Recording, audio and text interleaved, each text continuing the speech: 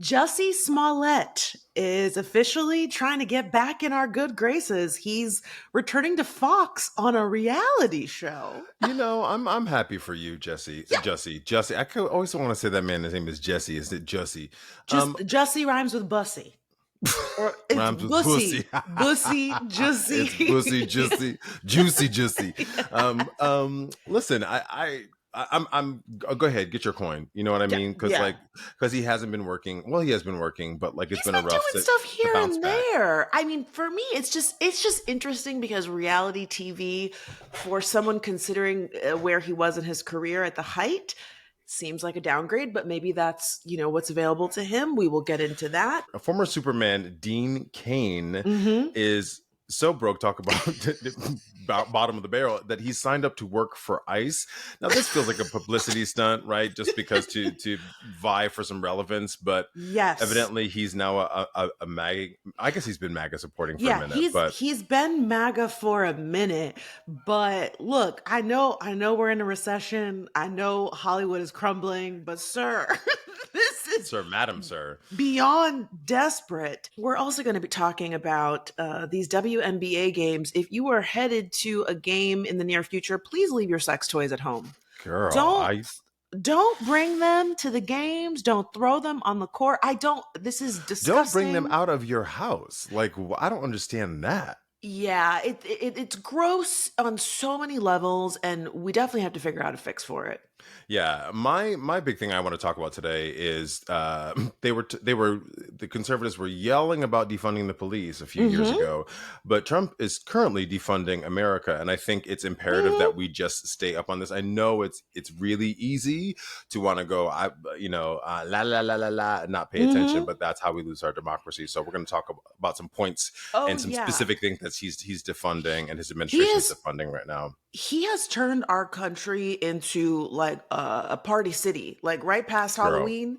They just throwing everything out. Suddenly everything is on sale. He's making cuts left and right, and real people are feeling the consequences of it, regardless of who you voted for. And that's the real gag, is a lot of people are getting what they voted for, and they're realizing they really fucked up.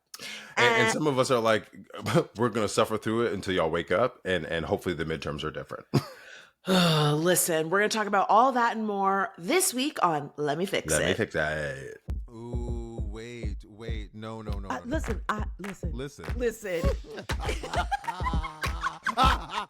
Wait. I hate you for that. Let me fix it. Welcome back to Let Me Fix It, the podcast that says...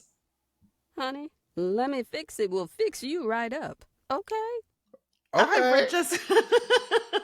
Francesca Ramsey. I'm an actress, a producer, writer, and graphic designer. And I'm DeLon Grant. I'm an actor, a singer, photographer, writer, and educator. And this week's tagline comes from Sophia, who is yet another voiceover actress. But she doesn't stop there. She's a singer, she's a dancer, she's a writer, she's a producer. She sounds like Fran. She sounds like a Let Me Fix It podcast co-host. She does sound like Fam, a little bit. She also shared that she started playing the ukulele because of Francesca. So look at you, just inspiring the world. We love a multi-hyphenate queen class. Please send us your taglines, and don't worry, you don't need a whole professional studio or setup like Sophia, because my girl sounds crisp. The quality was really there. No you can ambient? Just send. I mean, a lot of professionals in the class, which I love, but don't worry. You can just send us a voice note from your phone, email us your tagline to letmefixitpod@gmail.com, and we might use yours in the show. And we were in the comments looking at y'all. Thank you. Obviously, thank you for watching class. Obviously, thank you for commenting. Thank you for the birthday wishes as well. That was so sweet of all of you. Fran posted a beautiful thing on Instagram that made me cry so hard. And I appreciate y'all. We appreciate y'all. But you were also in the comments saying, hey, this is too damn short. Bring back the hour-long episodes because 30 minutes ain't enough. I need my... Y'all were in the comments like, where my 30 minutes? Where my 1 hour at? Everyone was very adamant that we cannot cut the pod down to 30 minutes. Listen, we heard you. We are back. We're going to try a cool 45, but we talk, so we might be an hour. But we heard you. We listening, okay? We have so much to talk about, so let's dive in. This is Let Me Fix It. Clap. All right, so like I said, one of our favorite topics. Why is Jussie one of our favorite topics? Okay, so class, if you are new to the pod, you might not know that we did a fantastic episode about Jussie Smollett, season 1 with our friend Laci Mosley from Scam Goddess. We will put a link to it in the description. The video is not on YouTube, so I definitely need to post the video because it's a fun episode. It was a really good episode. So we have a soft spot for Jussie in the sense that, like, I mean, his story is just so fascinating. Right. And we surmised like a comeback he might attempt to come back, but it looks like it's really in the works now as he he's going to be on a new reality show on Fox called Special Forces World's Toughest Test. Have you heard of this show? I've seen like clips of it on social media, but I haven't actually watched it because like who watches network TV anymore? But like also I don't have television really, so I'm the problem. I'm a streamer. I had never heard of this show before. Apparently, it's on its 4th season, okay? It follows a group of celebrities as they go through brutal challenges akin to what our special forces go through. This new season's going to have Jussie Smollett, Teresa Giudice, I don't know how to say her name, and Eva Marcel, who was on Top Model. De'lon, will you be tuning in? No. No.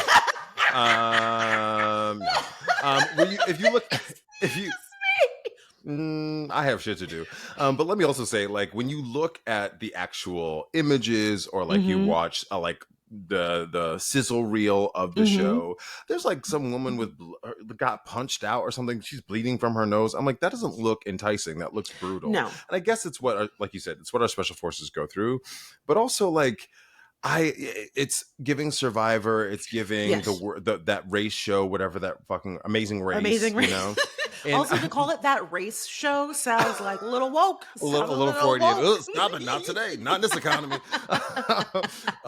But like, I'm not super interested in that. I mean, I do understand like the perseverance, right? Getting over something, but it does feel a little bit like a cash grab and get your coin, like I said at the beginning, but I'm not interested in watching celebrities do this kind of I'm not interested in that. Yeah, it sounds like a cash grab, but it also just feels like propaganda. Do you know what I mean? Like propaganda, go America. It's like America propaganda. You know what I mean? Like totally.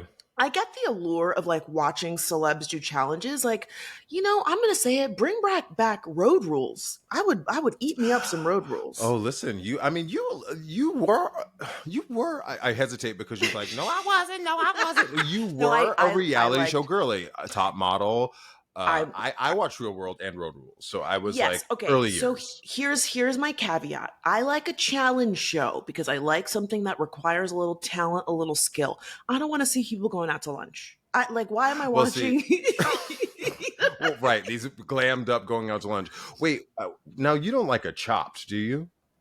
Ooh, I don't do a food show. Some people hate. Some people really. Do you watch those food shows? I love Chopped. You know why I love Chopped? Because you don't cook. Because he don't cook a lick, and I'm up there licking my chops. You're like, ooh, how'd she do that? And I'm judging. You're probably like, that cake did not rise enough. Like, literally, like, ooh, that looks like it needs more seasoning because it probably does. But one thing I like about Chopped is like they are given 4 really random ingredients, and it's not only science because cooking is science, right? But it's also creativity and the stuff that they come the plating and like, oh my God, when you like food is what you eat with your eyes first, as they say, right? And so when they put together this beautiful plate out of like pig's feet and like sugar cones, girl, all kinds of stuff. You're like, how did you do that? So I really dig a Chopped for the like challenge of it. To your point, right? Yes. That's so funny. Wait, did I tell you about the time that I almost did Celebrity Top Chef? Or was it Celebrity Chopped? It was Celebrity Chopped. Yeah, I remember you telling me that. This was like the height of my, like decoded fame era. And I was doing all this press.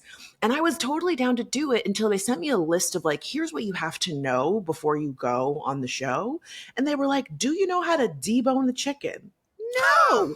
They were like, what are your knife skills? Knife skills.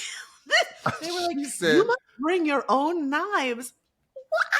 What? Wow. the list of things that they were asking you to be able to do is just like foundational cooking stuff. I was like, there's no fucking way. I'm going to make a fool of myself. My friend Brian, who you met, cooks like the devil. And I was at his house a couple weeks ago, and he makes like 3-quart like meals, just meals. Anyway, he had this chicken that he had deboned, and I was like, did you buy it like this? And he was like, no, fool. I put my elbow in there and I got that bone out. And I was like, oh, damn, it's good this way. And he's like, I know. It's like really masterful. Cooking is masterful. I really commend those who do it. I also just want to say cooking like the devil is so funny because the devil, the devil could throw down. That's how he gets you. The heat is embedded. The heat is there. He's cooking your ass. Okay. So wait, I don't think this is the right move for Jussie, but evidently there's a doc that's coming out very soon. The Truth About Jussie Smollett. It premieres August 22nd on Netflix. We definitely need to Let Me Fix a review because I'm the calendar is ready. The calendar is marked. I will be seated. To your point about is it the right move? I'm curious as to, he is going to appear in the documentary, but it doesn't look like he's actually part of the production team. It is an independently produced documentary. Okay. But the way that it was pitched when I looked at the news, the press release is it's like, we're going to reveal some things that you didn't know and you're going to think about the case differently. And my guess is, Jussie must have felt comfortable enough with the team that he wanted to be a part of it. Like maybe he feels like it is going to be unbiased. Girl, it's not going to be unbiased. But I don't. There's going to be like at least 3 gotchas in there. Because what's the point of doing it if you're not going to try to get? Because the truth is, we know the truth, and he has an alternative truth. This is the world we're fucking living in. He's really sticking to his guns. Listen, I got to give it to him. Double down, man. Triple down. The commitment is there. But I do think I would want to have my voice heard. If you said you're doing a documentary on me, I'd be like, well, at least let me say my piece, right? At least let me push back if you're going to do something about me. The other thing we said in our Jussie Smollett episode is what is the fix for his career? This isn't the right move in my opinion. But where's the fucking book? Where's the book deal? I just feel like the book would have been such a no-brainer. Low-hanging fruit. Yeah. And I mean, listen, the publishing industry, like every media industry is suffering right now. But I think people would be down to read that. I think. Oh my God, salacious. But the thing that we both agreed upon is he would really have to fucking tell us. You'd have to really go there. And I don't know. I don't want to read a book of your fucking fairy tales, Jussie. Tell me the fucking truth. He said once upon a time. No, but I also feel like it would start. You would want to read it to get what are the actual details of the case. Let's get down to the brass tacks of it. And he'd be like, my family was on a show when we were singing. toddlers. Right. No. Chapter 1. You open the book and it's one of those children's books and he's singing to you. Get out of here. I don't listen to a lot of audiobooks, so I feel like he would take some liberties with the audiobook. Class, this man called himself the gay Tupac. Oh my God. There's shit he will never live down. That is absolutely one of them, though. The gay Tupac? That shit has me in tears. Where are the bars, though? Have you ever heard of him rap? No. And listen, we heard those Kid Bop songs that you were giving us. I listened to that album top to toe. There was one song in there, but it was like a diary. It was like a journal entry. It was like, and then I went upstairs and he hit my booty hard. Ooh, tap, tap. Yeah, it was so on the nose. But you know what, Jussie? We are rooting for you. We are rooting for you. We will be watching the documentary. Glass, tell us, have you ever watched Special Forces World's Toughest Test? Because would you want to be on that? Would you do one challenge on that show, Fran? Oh, absolutely. I would fail miserably. Not only would I fail, I would permanently injure myself. Kneecap gone. Gone. It's like it's like welcome Francesca Ramsey, and then it's cut to like me being airlifted. Like just I wouldn't even make it to the challenge. I would like trip on my own feet getting to the challenge. Absolutely. I was warming up. I'm doing this play right now. I was warming up, and my kneecap totally popped out of place yesterday, and I was like, "Oh my god, damn!" Getting fucking old. Remember me in college? We would be on the dance floor. My shit would just pop. I would just God, it doesn't get better with age. This is 40. Well, listen, let's move on to this former Superman star, Dean Cain, announcing he's joining. The fact that like so many of our stories start with us going, oh, God. Just take also, it's such a breath. disappointment, too, because like, did you watch this show? Well, he was on Classic. You don't remember in the 90s. He was the star of the 90s sitcom Lois and Clark, The New Adventures of Superman. And he was what a delicious Superman after Christopher Reeve. Christopher Reeve, if y'all don't remember, is the original Superman, right? The live action Superman. Mm-hmm. And this was the next, in the 90s, was the next Superman, Dean Cain. And it was like, he had the hair, the jaw, the body, beautiful, the face. Beautiful. Yes. And what I really liked about the show, which is ironic considering that he's become this big MAGA, is that like it was very progressive. I mean, Superman has always had progressive themes. But since Dean Cain has had this MAGA turn, there's all these people on social media clipping moments from the original show where it was like speaking out against police violence, speaking out like in defense of like immigrants and stuff like that. And mind you, Dean Cain is half Japanese. Okay, I mean, like, listen, class, never doubt white supremacy. Like, it is so insidious in fact, that people don't even see, people who are POC, people of color, don't even see the ways in which they are not only indoctrinated into it, but propping it up. This man is half Japanese, and he's out here being like, yeah, send him back. I'm going to literally work for ICE. Do you know your history? Because they was putting your ancestors in internment camps. Talk about it. Here in this fucking country. So there's this really funny tweet that I shared from Kevin McHale, who was on Glee. And he says, look, I know the entertainment business is in shambles, but imagine being so out of work and desperate for attention, I would know, that you join ICE, fucking pathetic loser. De'lon, did you know there is a $40,000 signing bonus to join ICE? That's probably why Dean is signing up. Yo, I mean, I might sign up, damn. De'lon? You know I ain't signed up for no damn. You know I ain't signed up. First of all, they wouldn't have my black ass. So no, they absolutely wouldn't. No, I mean, no shade, but they wouldn't. A $40,000 signing bonus. I mean, they're desperate. They're desperate. What's crazy is that they're also defunding America, as we're going to get to. Yes. But they're giving $40,000 to people who are masked vigilantes, basically snatching people off of the street and sending them to a glorified concentration. Oh yeah, it's really bad.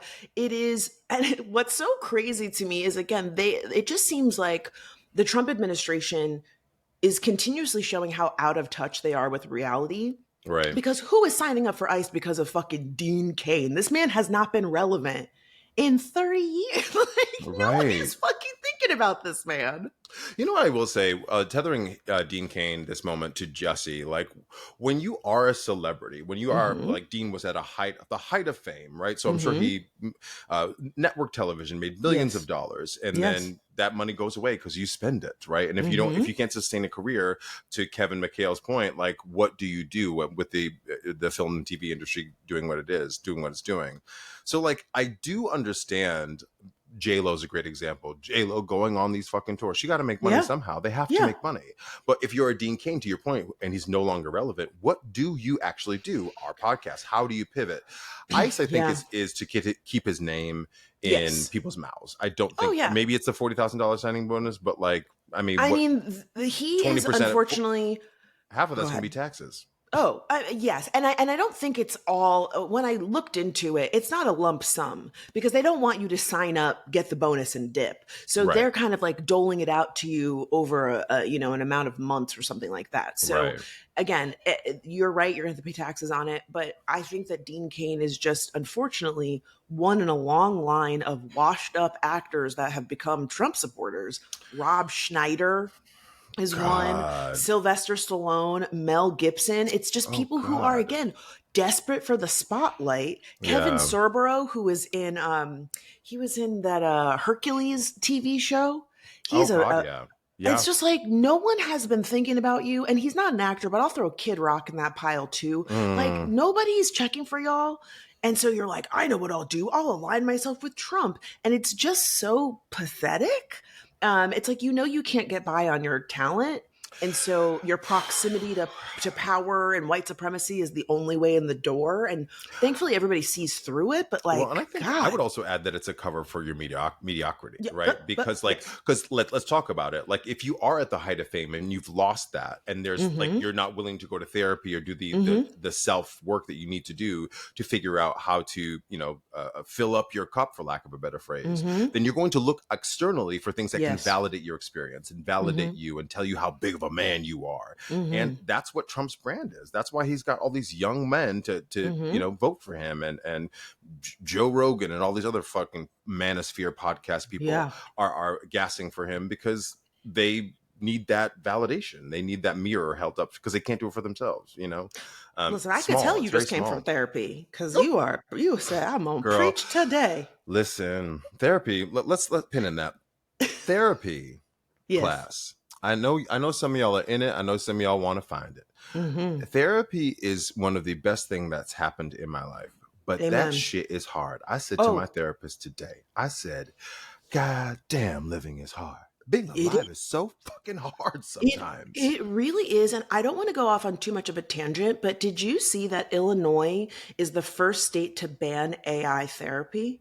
They just announced it like this week. Wow. And I will say it made me think relevant. of it. That's it not made a me tangent. think it right. Well, I just, I have a good on the soapbox. But to your point about therapy being hard, the reason I'm thankful to hear it is because the problem with these fucking AI chatbots is they just glaze the fuck out of you. You say anything and they're like, oh yeah. Like they don't push you to actually self-reflect. They don't actually help you do the growth. And to your point, therapy is hard. And I think that's why, we could talk about how inaccessible it is and health insurance and all of those things and the stigmas. But a lot of times when people finally get in the door, they're turned off because the first session, they're like, fuck this. This is hard. They're asking me all sorts of in probing questions and being like, like sometimes you say something and they're like, they just look at you and you're like, oh my God, she did that to me today. She was like, and I was like, God damn. But also my sister's a therapist. She's an American family therapist. And she's like, the problem with therapy, especially with couples therapy or family therapy, is that they only come when there's an acute moment. And therapy is not like a switch that you can flip. It's literally a practice. It's a continued practice. And so, if I ever end up in a relationship that's consistent and long, I want to go, hey, while things are good, maybe we should see a therapist so that we can talk things out, see where we're at, and have some methods and tools. Some coping tools is the word. Some tools so that when things do get hard, we can go, you know what? Let's go to Keisha. What did Keisha say? Keisha told us to X, Y, and Z. You know what I mean? I say that to people all of the time because if you go in there with like a problem and you just think it's going to get solved, it's really not. And, shout out to my former therapist, Shani. I'm still on my journey to find a new one. But something that she said that I really loved is that it's like we're going on a road trip and I'm driving and your therapist is in the passenger seat and she has the map and she's not telling you where to go, but she's like, well, we can go over here or we can go over here. Where do you want to go? And I'm driving and I'm like, you know what? I've been down that path before. We about to go this way. And that's because we've worked together enough to know that that's not the right way for me to handle something. I just been shouting, going, I don't know if you want to choose that one. I'll put that signal on the right, girl. But I mean, go ahead, please. I was gonna say I've been working on material about like firing my therapist, and I have all these jokes about how I loved having a Black therapist, but sometimes she was too Black. Like in our session, she'd be like, like she wouldn't even say words. Just guttural sounds. That's what I love. That's what I love about having a Black therapist. I have a Black female therapist. I had a Black male therapist before. Black male male gay therapist, which was a needle in a haystack. But this woman is so great. I just, you don't have to explain things. I can just go, and girl, ba ba ba ba ba ba ba, and she gets it. That. Oh yes. Listen, the thing I'm gonna miss the most, because again, I haven't found this new person, is Shawnee knew such of my shit. So I would be talking about Shamika, and I'd be like, and then Shamika did this, and Shawnee would be like, well, Shamika. I'm like, that's right. You do know. I see you. She's like, well, So listen, Dean Cain, Jussie, Kid Rock, all these. Go to therapy. Go to fucking therapy. Yo, it'll be easier. I promise you. Promise you. My pitch, my fix is more men should go to therapy, and also more men should go to Turkey and get a fucking hair transplant. Leave us alone. Girl. That's why a lot of y'all are so upset and lonely. No, a man just died.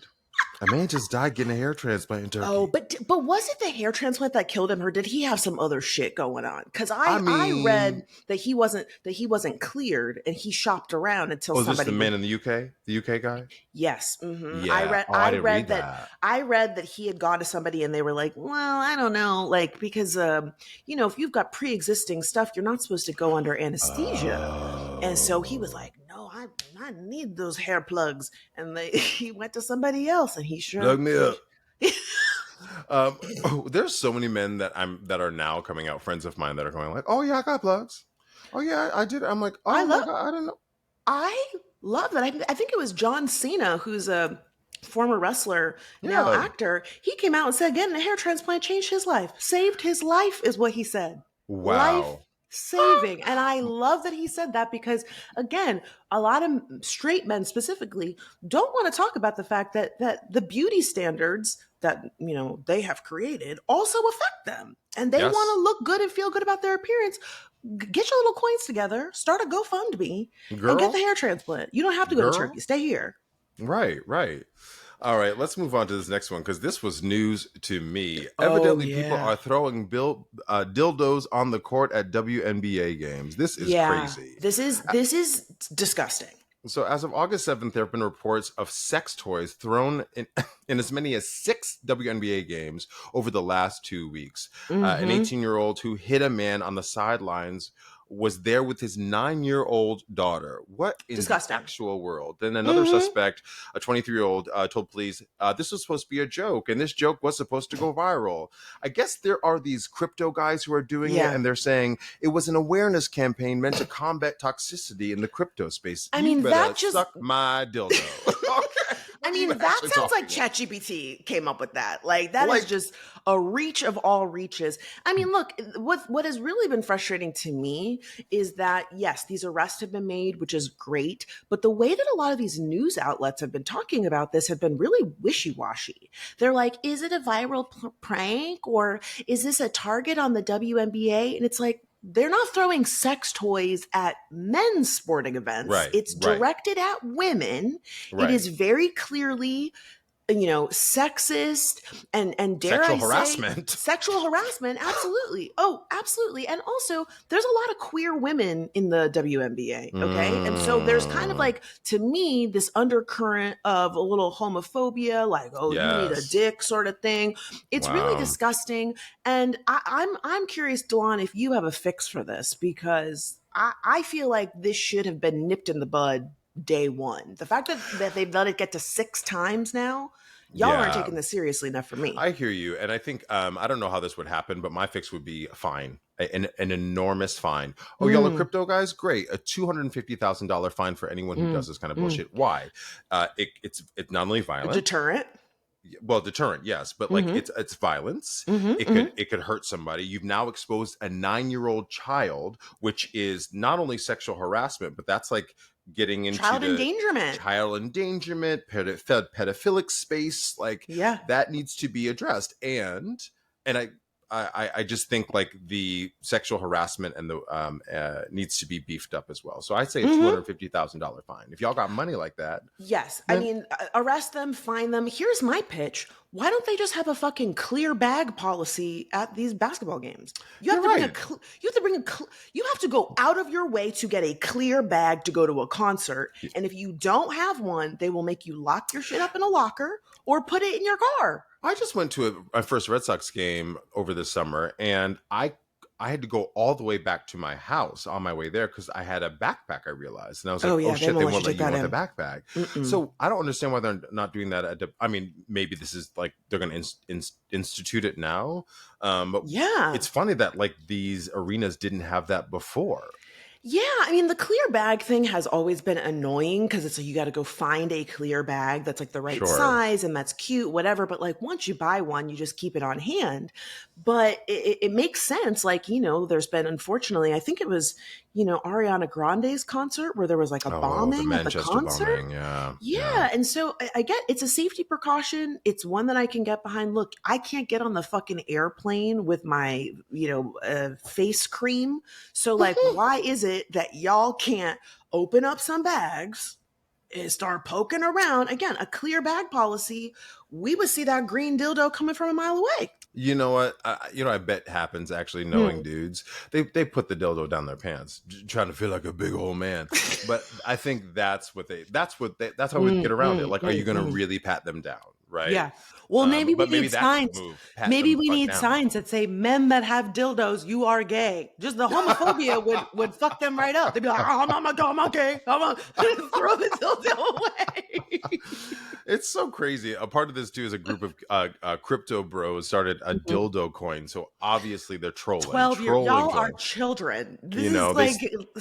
Yeah. They said they were responsible for at least one of the incidents.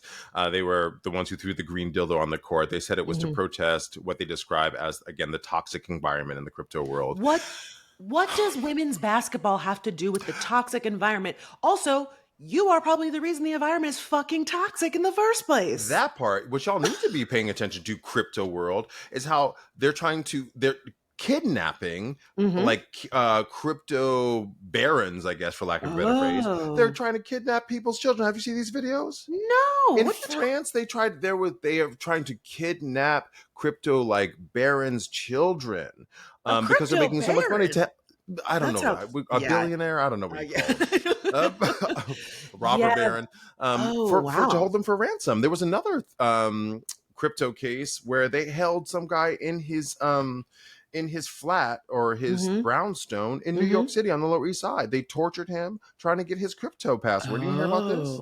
No, I did not. Yes, it's crazy. I mean, listen, I you know, I'm not going to victim blame in the sense that like none of that is appropriate, but I always just felt like crypto itself has always felt very scammy to me. Totally. Anytime someone's tried to explain it to me, I'm like, I don't understand. It doesn't exist. It doesn't exist. It's not like real. An algorithm. Well, and then, you know, this is related to our next topic. Trump came out with like a crypto coin. My God. And what's a meme coin? That's a meme coin. A meme coin is like based off of a joke that Haktua girl had a meme coin and a bunch of people lost their money. Like it just feels like a big pyramid scheme. Yeah. And look, maybe I just don't have enough money to like understand. It's very much like you have to have money to make money, but it just feels very, very fucking sketchy, as evidenced by the fact that a bunch of crypto guys were like, we did it. Like, why would you want credit for that? And what's that guy's? Was it FTX or something like that? He's the guy that stole all that money and now he's in prison. Oh, yes. Claiming I don't remember his name. Yeah, I forget his name too.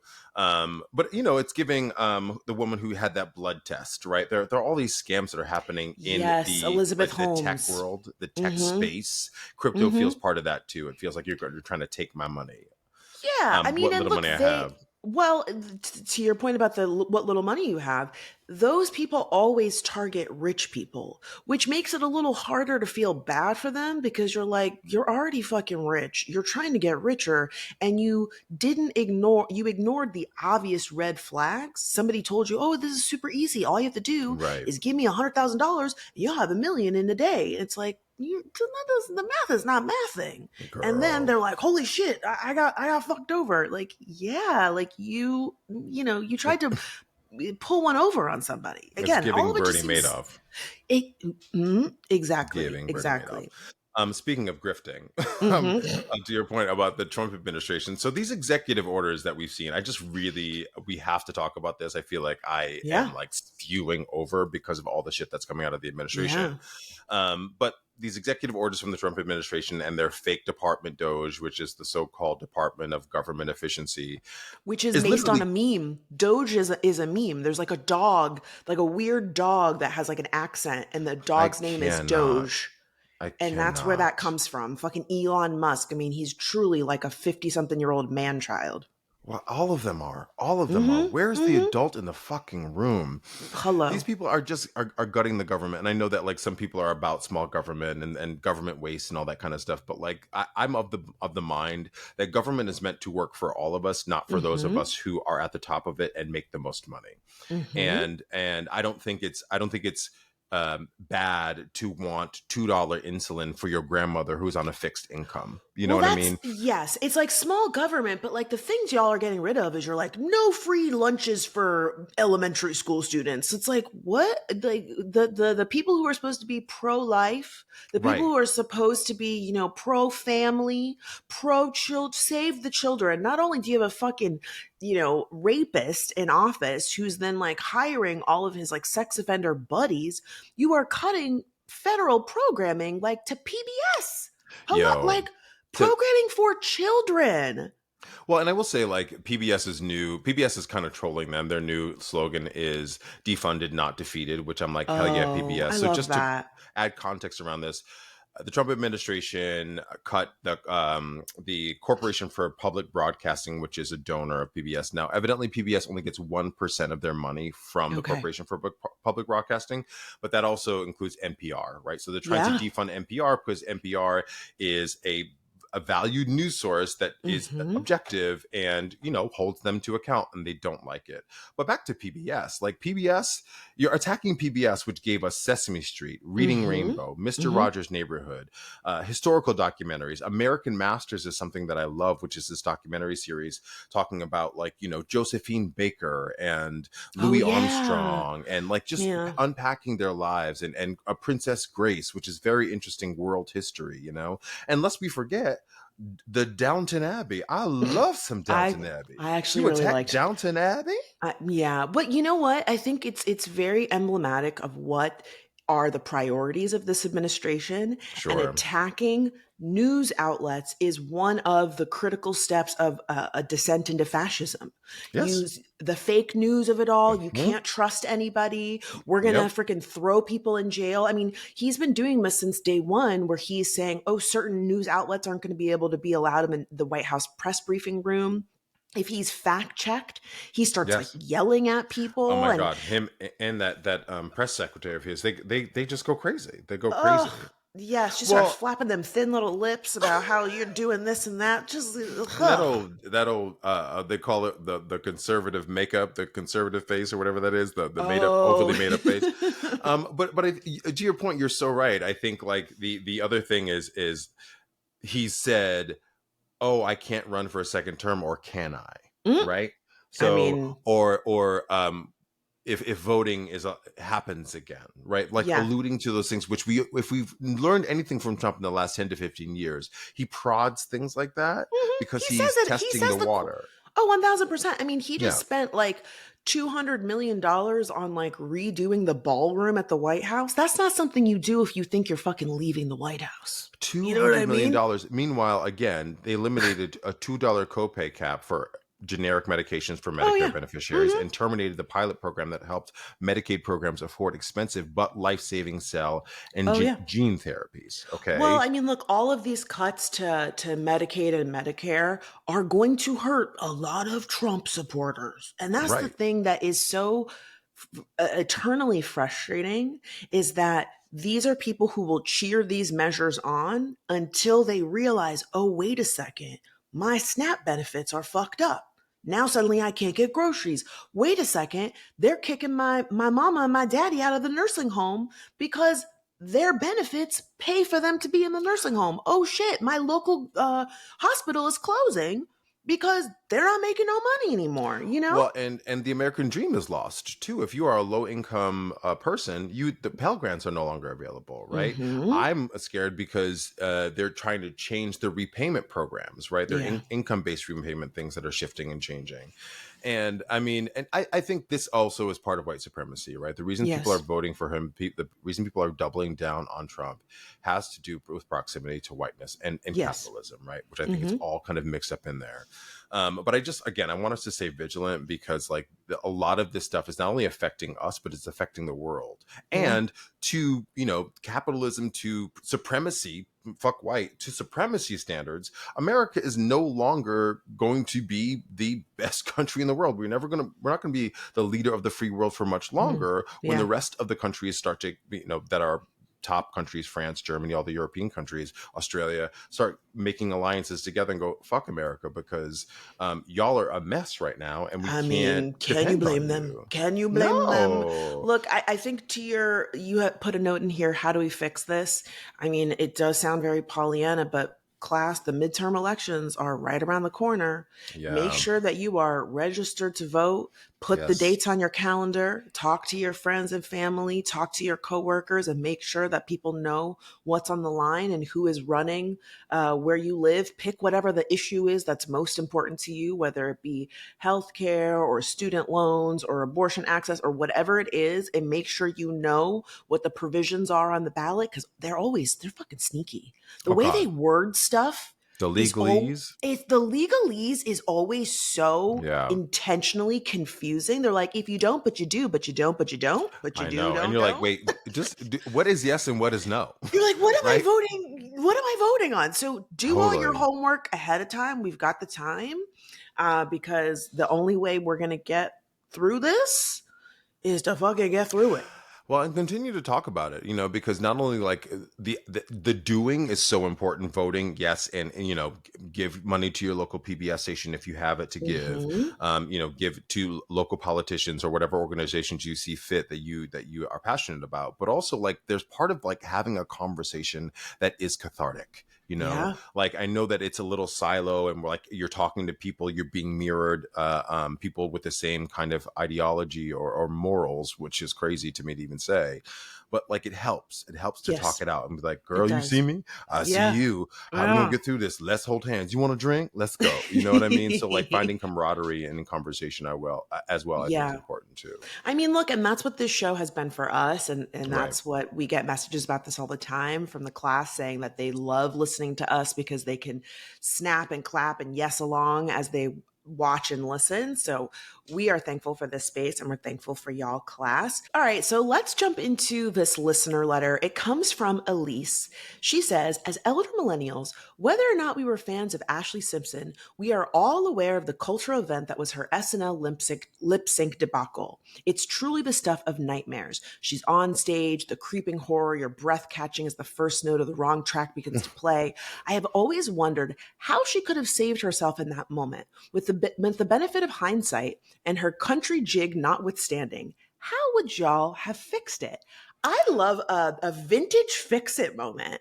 Also, Elise, this is so well written, this little paragraph. The description of it, she's a writer, bitch. You also like tap into my emotions, like, the first notes, the wrong track playing.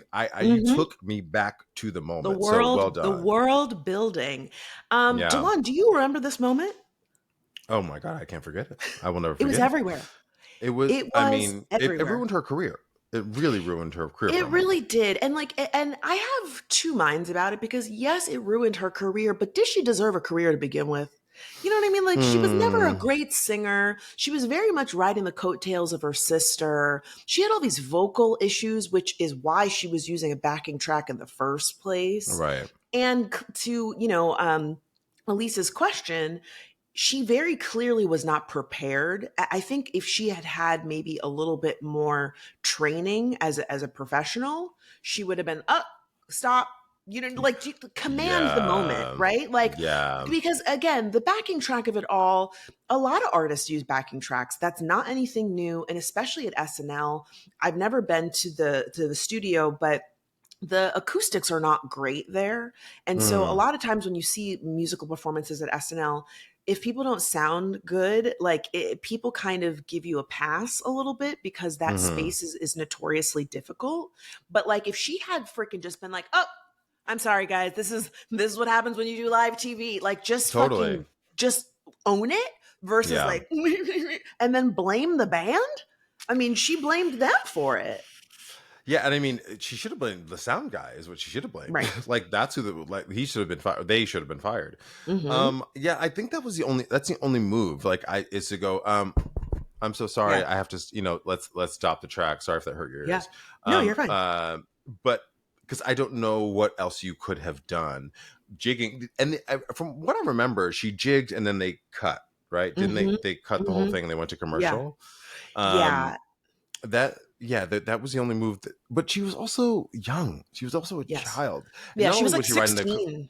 She was not only writing the coattails of Jessica Simpson, her sister, but she was also in that era of like blonde girls, Britney, Christina, Mandy Moore, like all of these young girls that were, being pumped out and kind of part of the music machine at the time. And so, I mean, if I had the opportunity, shoot, put a blonde wig on me. You know what I mean? Pieces of me. To your point, I get it. But at the same time, about the blonde, oh, sorry, go ahead. No, I mean, but at the same time, I think she didn't have the bandwidth. She didn't have the wherewithal as a young woman to know what to do in that moment. Yeah, 1000%. Did you watch her reality show at the time? Oh God, I don't remember. No, but this was when she was married to somebody. No. Her sister, Jessica Simpson, had a show, Newlyweds. Right. And on the strength of that, they gave Ashlee a show called Pieces of Me, which was, also the title of her album. And the show was about her making this debut album. I went back and watched it recently because a friend and I were talking about it. Last year was the 20th anniversary of the album, which is crazy. The show is so eye-opening because it's so clear that like Ashlee Simpson didn't really want to be a musician. They were just like, you should, like, she was just handed a record deal, like off the strength of being Jessica Simpson's sister. And there's all these like scenes where she's at the record label and the executive is like, we have to make you like stand apart from Jessica. Like everybody knows Jessica is like the ballads girl. So now you're going to be the rock girl. And they just kind of like thrust this persona onto her. And I think this set her up, right? Like she just wasn't ready. Like when you see somebody like a Britney Spears, even when she came out the gate, she had been performing for years before she put out that album. Regardless if you think she's a good singer or not, she had a command of the stage because she had been on that stage before. You know what I mean? Right. Yeah. And I mean, it's also like, God, capitalism, that's like my mantra of life. But it's hard to turn that shit down. Like if you were given a TV show right now and even if you weren't right for the part, girl, you probably be like, well, listen, this is my moment. Who am I? Who am I to say no? You're totally right. I mean, the thing that I keep telling people or I keep saying is like, stay ready so you don't have to get ready. And look, I've had many a times, I've talked about many a times that I auditioned for SNL and I bombed that SNL audition. Why? Because I wasn't fucking ready and I hadn't been prepping for it compared to people who had been going to improv classes and doing lots of stand-up and doing lots of sketch and working on characters so that when the opportunity presented itself, they were ready. And I would argue, yes, Ashlee Simpson was not ready, but her sister had been molded for years and she saw what it took to become a successful musician. If she really wanted that path, she could have been doing the work. But to your point, it's obvious that she didn't really want to do it. And she was just kind of okay, I guess I'll do it. And everyone's sister, they try to get everyone's sister. They try to get Solange. They well, try for Beyonce. Well, no, listen. So Solange had a comeback. Solange had a comeback in her own right. She had, I forget what the song was, but she had an album in the same kind of overly produced bubble gum, like, it was the same kind of thing and it didn't really work. But they also tried it with Britney's sister. What was Britney's sister? Oh God, what is her name? Because she had a TV show on Nickelodeon. She did. I can't remember what Jamie sister, Lee. Jamie Lee is her name. Jamie Lynn Spears. Miley Cyrus's sister, Noah Cyrus, has been trying to do stuff. Yeah. Oh, I wish I was somebody's sister. Talk about her. Nepo my ass right now. You hear me? Nepo me. Wait a second, Shit. De'lon. The fact that you went like this, it looked like you were saying like Nepo my at, like put it in. Give me the Nepo. Well, give me the Nepo shot. It's like the substance. Like, give it to me.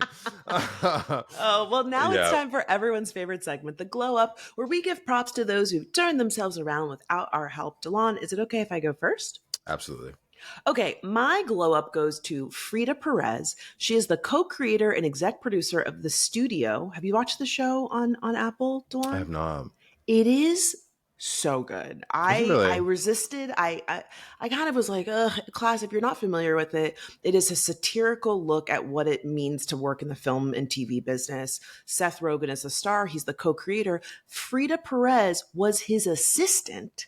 And she pitched this idea to him, and he said this would be a great idea for a TV show, and gave her her very first TV writing credit on the show. And now she is the first Latina nominated for an Outstanding Writing Comedy Emmy.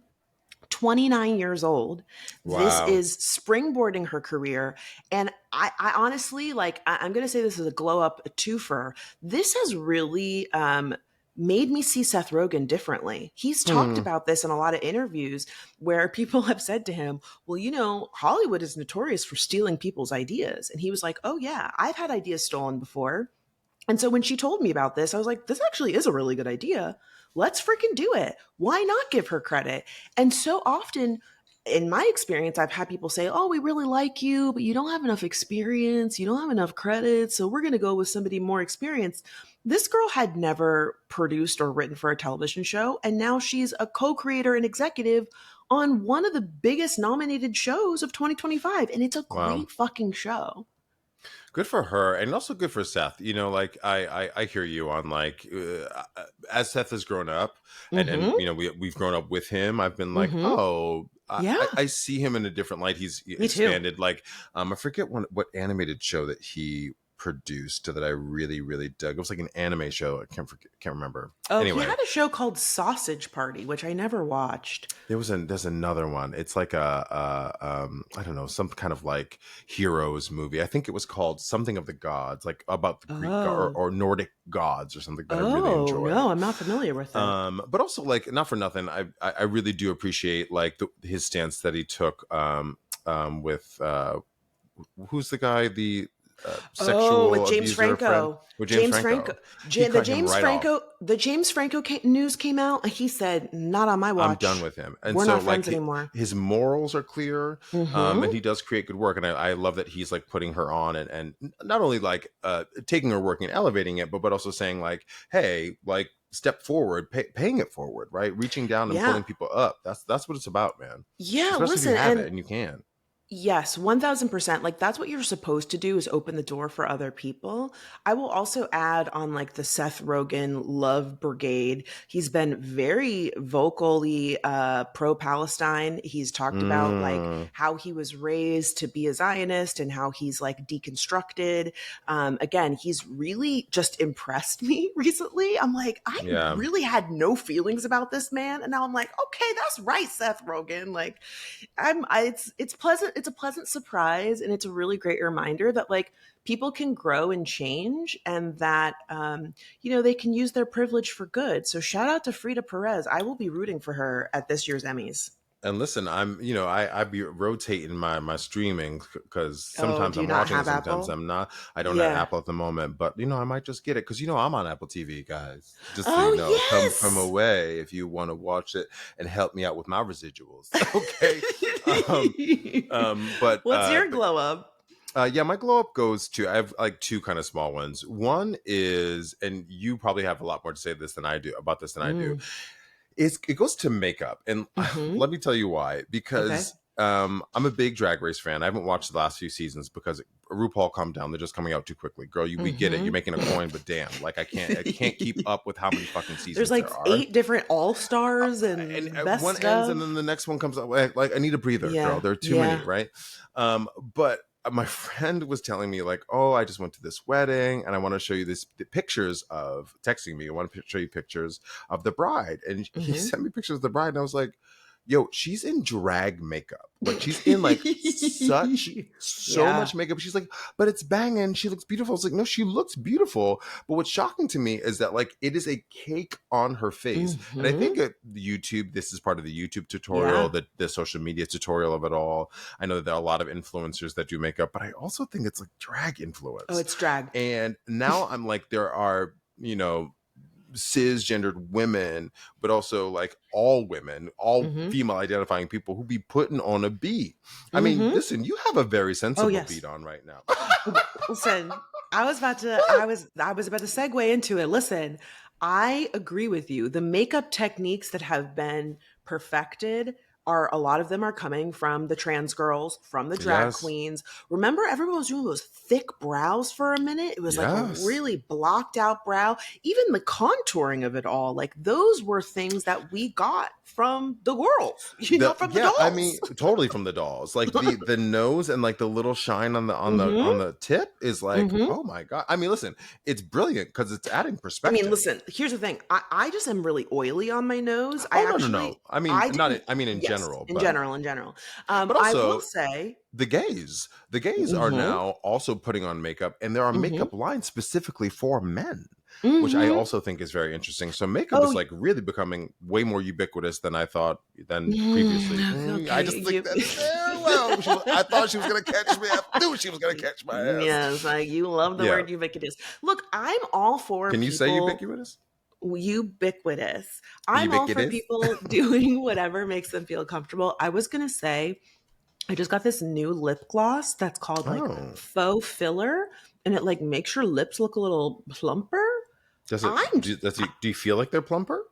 I don't feel like it, but I see it. Like when I look in the mirror, I'm like, my lips look amazing. Like it's just, I don't know what it is, but there's something in the lip gloss that kind of just gives them a little like, But yes, I am all for, I often joke that like back in my day, we had to have horrible makeup because there was no YouTube. Nobody was teaching you how to do these techniques. And now I see these like high schoolers and I'm like, Jesus, the makeup application is flawless because they're learning at a young age, and drugstore makeup has gotten a lot better. Like you can go into the drugstore and find a range of foundation shades. I mean, truly, when I was growing up, there was no black makeup in the drugstore, like none at all. So yeah, you are right. It does seem like makeup is having this kind of resurgence.